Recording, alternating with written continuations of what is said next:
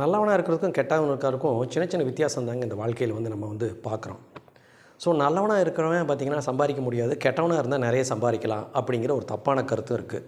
So நிறைய சம்பாரித்தா தான் நம்ம வாழ்க்கையை என்ஜாய் பண்ண முடியும், நிறைய சம்பாரித்தா தான் எல்லாமே பண்ண முடியும் அப்படிங்கிற தப்பான கருத்துனால தான் இன்றைக்கி பார்த்திங்கன்னா அரசியலில் கொள்ளையடிக்கிறது, வியாபாரத்தில் கொள்ளை லாபம் வைக்கிறது, மற்றவனை திருடி திங்கிறது, அடுத்தவன் சொத்தை திருடி திங்கிறது, சொந்த குடும்பத்துக்குள்ளேயே கூத்தடிக்கிறது, இதெல்லாம் கொஞ்சம் கெட்டவனாக இருந்தால் தான் நம்ம நிறைய சம்பாதிக்க முடியும் அப்படிங்கிற ஒரு விஷயமும், நிறைய சம்பாதிக்கிறதா வாழ்க்கையில் ஒரே கொள்கை அப்படிங்கிற இன்னொரு கெட்ட விஷயமும் இந்த நல்லவனாக வாழணும் அப்படிங்கிற ஒரு கூற்றையே இன்றைக்கி மறைச்சி போட்டுது.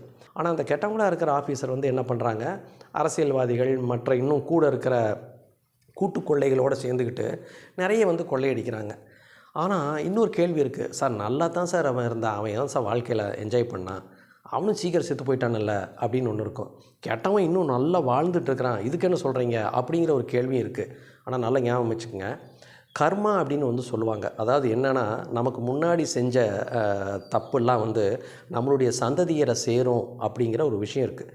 இதை நிறைய பேர் நம்புறவங்களும் இருப்பாங்க, நம்பாதவங்க இருப்பாங்க. நம்புறவங்களுக்கு மட்டும் நான் சொல்கிறேன், உங்கள் அப்பா அல்லது உங்கள் தாத்தா இவங்க காலத்தில் இவங்க சில கெடுதல் பண்ணியிருந்தால் அதுக்கான பலனை நீங்கள் அனுபவிச்சு தான் ஆகணும்.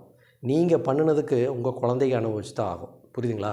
குழந்தைய அன்போடு வளர்த்துறோம், பெரிய ஸ்கூலில் படிக்க வைக்கணும், வேணுங்கிறதெல்லாம் கேட்க வைக்கணும் அப்படிங்கிறத விட உங்கள் குழந்தைகளை நல்லா வளர்த்தணும், உங்கள் குழந்தைகளை கடைசி காலத்தில் நல்லா இருக்கணும் அப்படின்னா நீங்கள் நல்லவங்களாக இருந்தால் தான் முடியும்.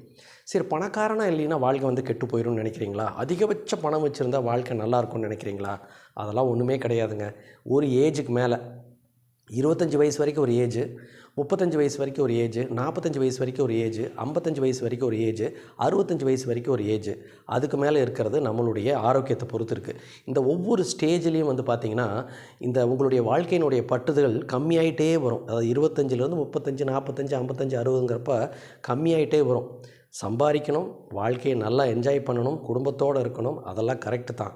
ஆனால் ஒரு 4 விஷயந்தான் அவங்க வாழ்க்கையில் நல்லா நடந்தால் நல்லாயிருக்கும். பசி, தூக்கம், காலையில் எழுந்திரிச்சோன்னு நல்லபடியாக டாய்லெட் போகிறது, நல்லா யூரின் போகிறது, இதெல்லாம் தான் கடைசியில் 4 நல்ல விஷயங்களாக உங்களுக்கு பாதுகாக்கப்படும்.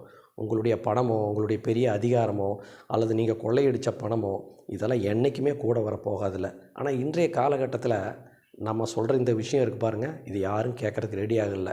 இந்த 4 விஷயம் என்றைக்கு நல்லா நடக்கலையோ அன்னைக்கு தான் இந்த கொள்ளையெடுத்த பணமோ, அல்லது மற்றவனை திருடி தின்னதோ, அல்லது மற்றவனை ஏமாற்றினதோ மரணப்படுக்கையில் படுத்துட்ருக்கிறப்ப புத்தி ஒலிக்கும். அப்போ புத்தி ஒலிச்சு பிரயோஜனமே இல்லை. இப்போ உங்களுக்கு காதில் ஒலிக்குதா அப்படிங்கிறத பாருங்கள். பாய்.